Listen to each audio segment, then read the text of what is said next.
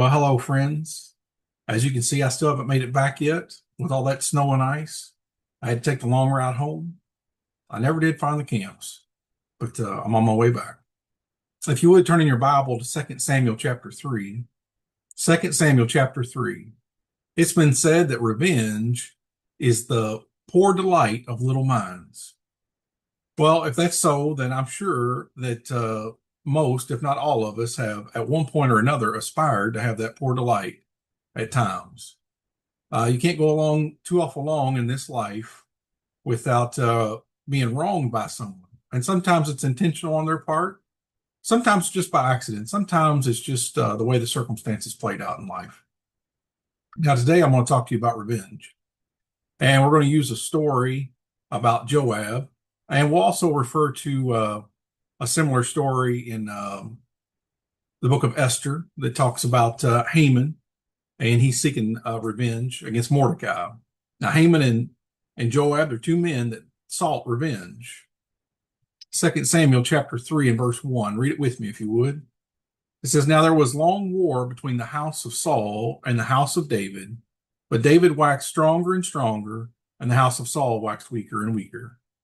Now, in this story, the house of Saul has all the tribes except Judah. The commander over the house of Saul's forces is Abner, and David has the tribe of Judah itself. This civil war has gone on for several years, and Abner gets to the point where he realizes that they're losing the war. He was always loyal to Saul. He was related to Saul, and he was always loyal to the house of Saul. But for a variety of reasons, he's come to the conclusion that this war needs to come to an end, and they need to unify under King David. Now, Abner's probably known this for a while. If you were to look back in the prior chapter, 2 Samuel chapter 2, there's a battle between Abner's forces and David's forces. And David's forces are led by Joab. Joab is David's nephew. And in this battle, there's Joab, and there's Joab's two brothers, Abishai and Asahel. Asahel's the youngest, and they're all nephews of David. And so there's this battle, and the commanders of the forces, they just sit down and let the men do the fighting. So Abner sits down and Joab sits down, and the young men go to work fighting and seeing who can overcome the other. But Abner's men are overcome pretty quickly by Joab's forces. And so Abner flees, but as he goes to flee, Asahel chases him. And of course, Asahel, he's the youngest. And in my mind's eye, what I see is I see a young man that's very capable, and he's looking to make a name for himself. And that happens a lot with young men. They're looking to make a name for themselves, looking to get some glory. And if he was able to kill Abner, he'd be killing the commander of the enemy forces. And that would help bring the kingdom pretty quickly, probably under David. And it would also just bring him a lot of honor and glory, right? Now, like I said, young men are pretty eager to get honor and glory. Now, on the other side, you've got Abner. And Abner, he's running from Asahel, and he really doesn't want to kill Asahel. He knows Asahel is young, and Asahel may have the speed, the strength, but Abner has a great wealth of battle experience. And Abner knows he can kill Asahel, but he doesn't want to. He wants, when this is all said and done, to be able to get along with Joab and Abishai and everybody to be at peace with one another. And so again, he knows these things. He knows when the war is over, he wants them all to get along. But he warns Asahel, and Asahel does not heed his warning. And so, as they say, fools rush in, right? So Asahel, he rushes in there, and Abner has given him warning, but it's man against man. It's who's going to live to see tomorrow. And so Abner has to kill him. So that's what he did. Now skip down, if you would, to verse 12. 2 Samuel chapter 3 and verse 12. It says, "And Abner sent messengers to David on his behalf, saying, Whose is the land? Saying also, Make thy league with me, and behold, my hand shall be with thee, to bring about all Israel unto thee." So Abner, he works on drawing all these 11 tribes to David, to get them over on David's side. Skip down to verse 17, if you would. 2 Samuel chapter 3 and verse 17. It says, "And Abner had communication with the elders of Israel, saying, He sought for David in times past to be king over you. Now then do it, for the Lord has spoken of David, saying, by the hand of my servant David, I will save my people Israel out of the hand of the Philistines, and out of the hand of all thy enemies, out of all their enemies. And Abner also spake in the ears of Benjamin, and Abner went to speak in the ears of David and Hebron, all that seemed good to Israel, and that seemed good to the whole house of Benjamin. And he's going to get Benjamin on board. Benjamin is the tribe that Saul is from, his family's from. So Abner came to David to Hebron, and 20 men with him, and David made Abner and his men that were with him a feast. And Abner said unto David, I will arise and go, and will gather all Israel unto my lord the king, that they may make a league with thee, that thou mayest reign over all that thine heart desireth. And David sent Abner away, and he went in peace. And behold, the servants of David and Joab came from pursuing a troop, and brought in a great spoil with them. But Abner was not with David in Hebron, for he had sent him away, and he was gone in peace. So these men, David and Abner, that had been at odds with one another, they're now at one.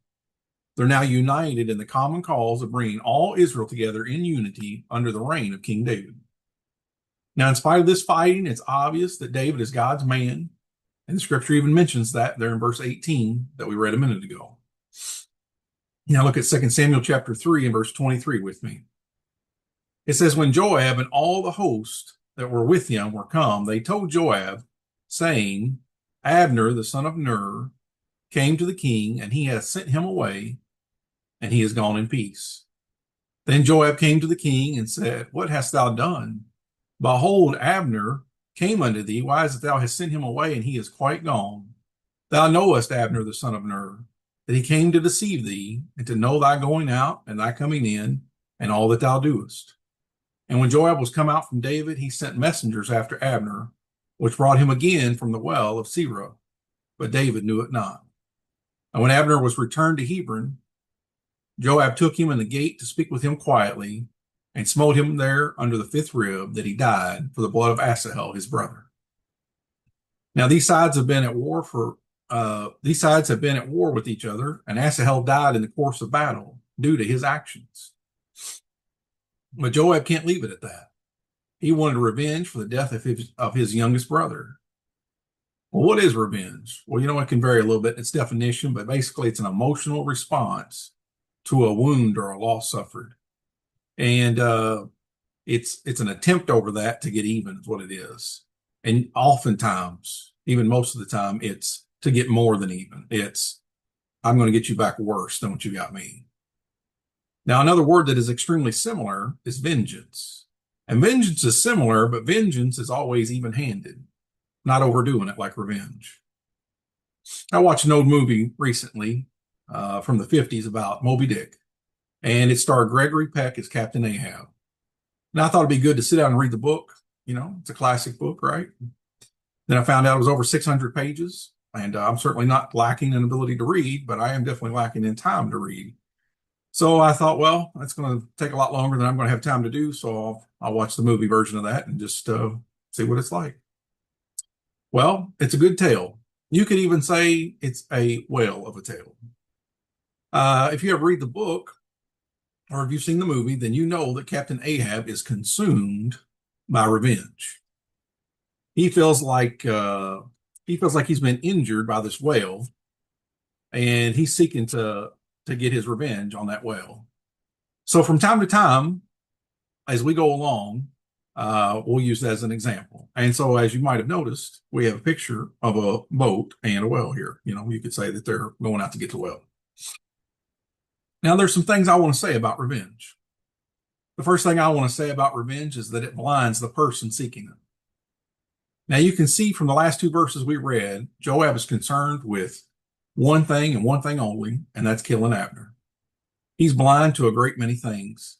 He's got one thing on his mind. He's going to get Abner for what he did, whether his actions toward him are appropriate or not. Another great example would be Haman's actions toward Mordecai and the Jews. Haman is so blinded by his desire for revenge of this perceived injustice that he doesn't want to just get Mordecai.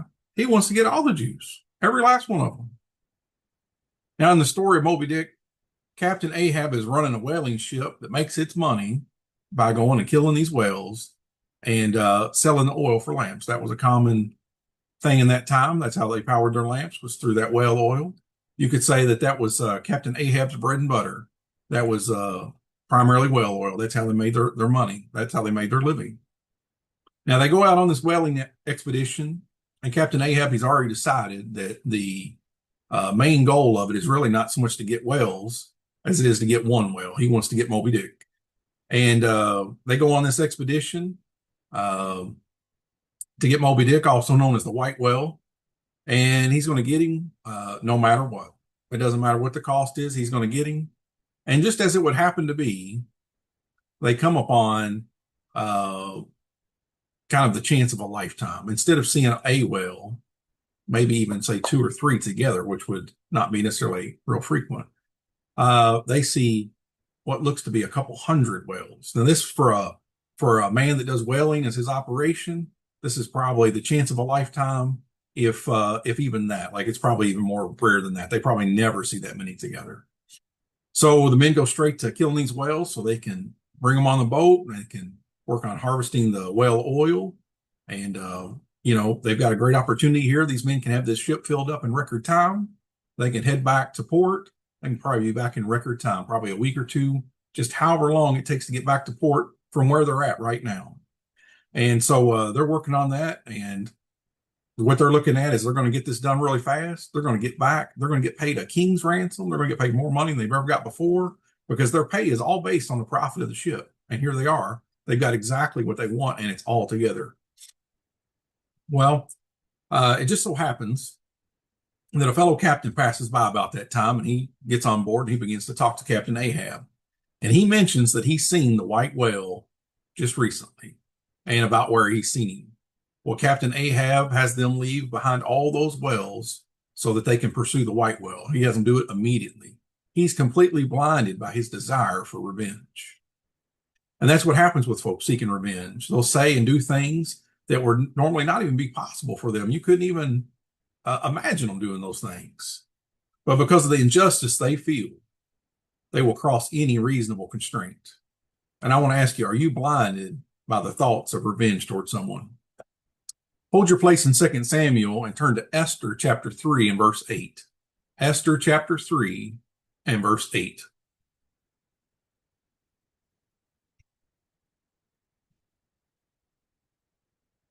Now, the second thing I want to say is that revenge pays no heed to an unreasonable price. Now, with Haman, he could have pretty easily just dealt with Mordecai himself. That probably wouldn't have been any problem at all for him. He could have taken care of him very quickly. He could have got permission from the king and had done that, but he wanted to get every last Jew. Esther 3:8. Read it with me. Esther 3:8. It says, "And Haman said unto King Ahasuerus, There is a certain people scattered abroad and dispersed among the people in all the provinces of thy kingdom. And their laws are diverse from all people, neither keep they the king's laws. Therefore it is not for the king's profit to suffer them.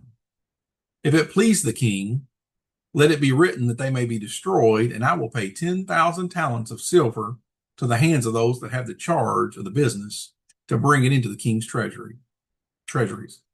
And the king took his ring from his hand and gave it unto Haman, the son of Hammedatha, the Agagite, the Jew's enemy. And the king said unto Haman, The silver is given to thee, the people also to do with them as it seemeth good to thee." So Haman, he wanted to kill all the Jews so badly that he was willing to pay 10,000 talents of silver. Now, presumably, this is to cover the wages of the soldiers that would do the work. Maybe it's him trying to induce the king. I'm not sure. But he wants them that badly that he would pay a fortune of his own money to see that they were all exterminated. Now, Captain Ahab, he wants the white whale so badly that he's ready to give up all his pay to the crew for the voyage. He tells them that he gets paid 10% of the ship's profits, and he's going to give it all up to them just so long as they kill Moby Dick. If they do that, they're going to take his pay and they're all going to split it among them. Are you disregarding an unreasonably high cost so that you can seek revenge on someone? Now, I want you to go to 2 Samuel chapter 2 and verse 11. 2 Samuel chapter 2 and verse 11. Now, the third thing I want to say is that revenge does not regard the cost to others. Joab, he was determined to get Abner no matter the cost. Whatever it took, it didn't matter. Now, I want you to consider the circumstances for a minute. The most ideal of things has happened for King David. He has had Abner, the supreme commander of the enemy forces, come to him and tell him that he's interested in making peace and bringing all the kingdom under him. He's the commander of all these forces. All, or at least the vast majority of the soldiers, are going to follow Abner. So if he wants to make peace, they're going to be ready to make peace.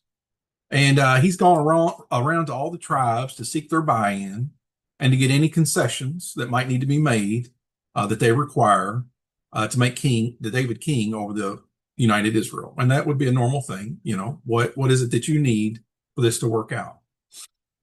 And maybe they feel like some things have been done to them that were unjust. There's just, things that would come up. Now, Abner, he goes to David here. He goes to David both as the overall commander of the enemy forces, and he also goes as the chief diplomat to come to a settlement to bring this kingdom together united under David and to put the civil war to rest. And in his heart, he wants it to be over. All the tribes know that he's going to meet David. Look at 2 Samuel chapter 2 and verse 11 with me. It says, "In the time that David was king in Hebron over the house of Judah was 7 years and 6 months." So this civil war, it has gone on for quite a while. Maybe it hasn't gone on for the entire 7.5 years, but it would at least be something pretty close to it, maybe like 7. And this, depending on how things play out after Joab kills Abner, that bloodshed could have just kept on going. I mean, all those tribes could have been incensed. Oh, this is how they're going to treat us. And they could have gotten a new leader, and they could have, for their forces, and they could have taken up arms and just continued on instead of trying to make peace. Now, Joab's desire for revenge is what powers all this. And what's it look like to these people? What's it look like to the 11 tribes when Abner gets murdered? Wouldn't there be fear that after this civil war that it won't be forgotten, that there'll be retribution, that any cause that needs to be judged, which there's going to be a lot in a nation that's 12 tribes and millions of people, wouldn't there be concern that anything that comes up, the judgment is not going to be in their favor, it's going to be partial, it's going to be against them? I mean, that it just sets an entirely wrong tone. I mean, obviously, the whole situation is wrong, but you can see where they would have that kind of thinking that everything is going to be against us if we go along with this. So Joab marred and nearly destroyed David becoming king over a united Israel. Even though Joab's actions didn't completely derail David becoming the king over the whole nation, it took an event that should have been joyous, should have been glorious, and it put a big black thundercloud over the whole thing. Now, in the story of Moby Dick, they had made an attempt to kill the white whale, and they wounded it, but it got away. Now, several days had passed, and they were pursuing it, but they weren't sure exactly how far behind it they were. And another ship and captain crosses their path, and he's the captain of the vessel named Rachel, okay? And he's very distraught. He's in need of assistance. He's looking for his 12-year-old son. His 12-year-old son had been on one of these smaller whaling boats that they use to get out close to the whale and shoot the harpoons at it and throw the harpoons at it and those sort of things. And he had got drug along with the whale and disappeared. He's not been seen for 3 days and 3 nights. And so the captain, he's very upset. And he's asking Ahab to help him search for his boy. Now, instead, Captain Ahab tells him he won't help. He won't help him. He's obsessed with trying to kill Moby Dick. He's just obsessed with it. And he wouldn't help him because he's fixed on accomplishing his desire. He wants his desire to get revenge on the whale that took his leg over everything else. And he's just heard from this captain that he's just about 10 miles away. Well, if you're seeking revenge on somebody, have you considered the cost of your action to others? Because it will affect other people. Well, revenge, it blinds. It pays no heed to an unreasonable price. And revenge does not regard the cost to others. The fourth thing I want to say is that revenge can destroy the reputation of the seeker. Now, after Joab killed Abner, everyone knew that he was a selfish, cold-blooded killer. I mean, it was just simple as that. They knew it. Asahel was a young man trying to kill a commander, an enemy commander, and he died an honorable death in battle. But Joab and his brother dishonored their family and their nation with their actions. They weren't justified. The scripture doesn't give any details on Abishai's part in the plot, but he must have some, at least minor involvement for him to mentioning the way it does. I want you to look at 2 Samuel chapter 3 and verse 37. Look at it with me.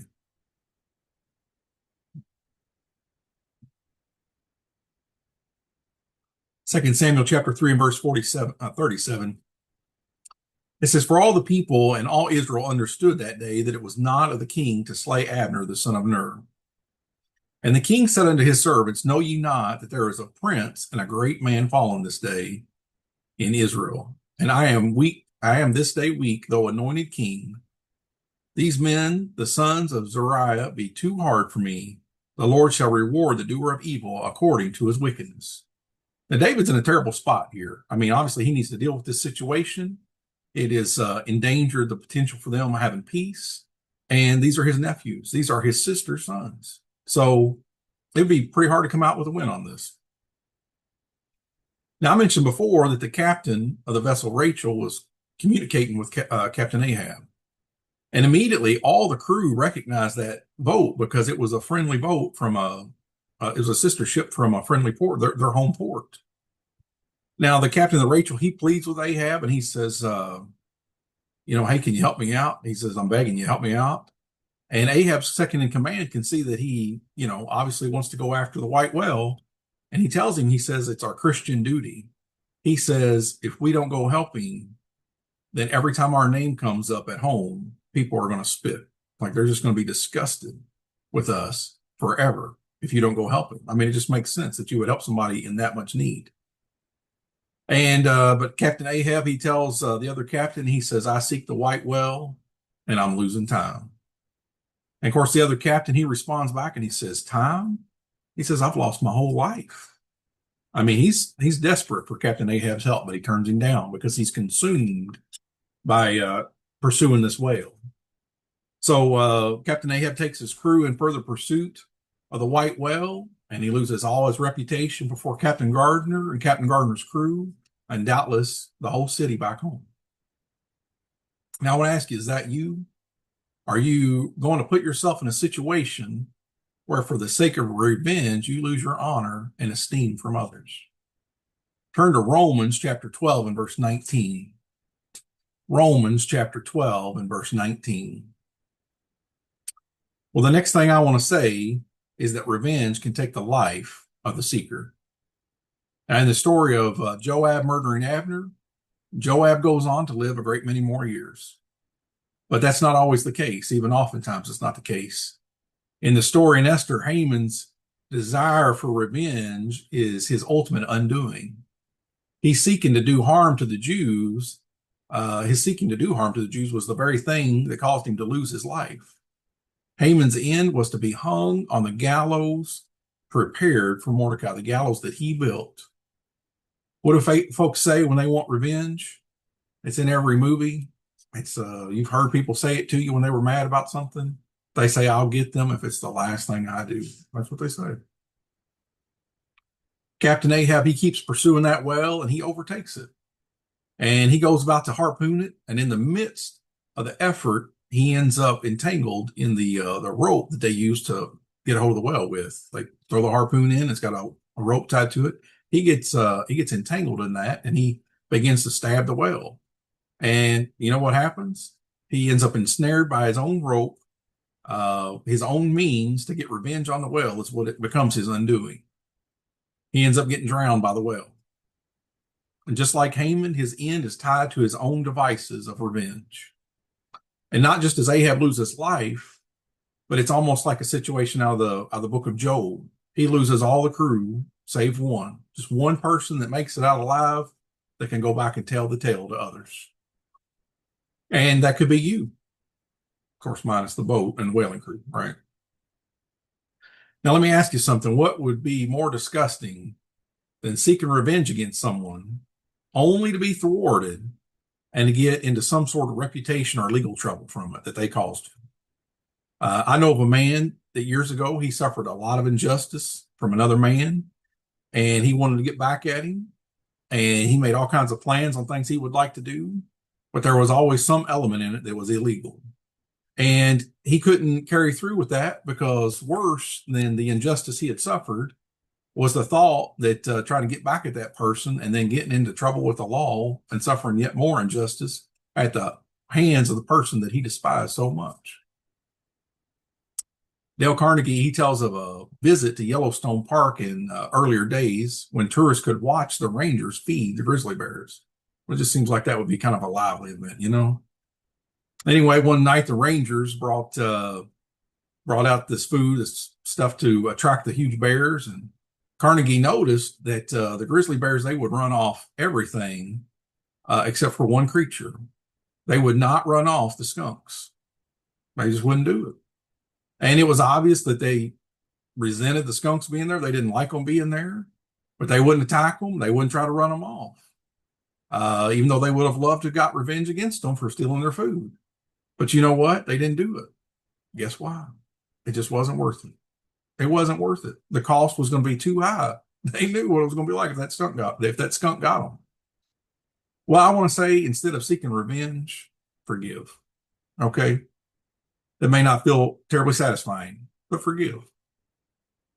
A sign in a convenience store read, check cashing policy, to err is human, to forgive, $10. It's a funny way to recognize the fact that we all make mistakes, but it's also evidence that people don't necessarily want to forgive. To forgive is to accept within yourself the consequences of the sins of others. That's a hard thing to take. You're going to suffer loss because of them. It means to accept the pain, the problems, and the burden or burdens that come with someone else's sins against you.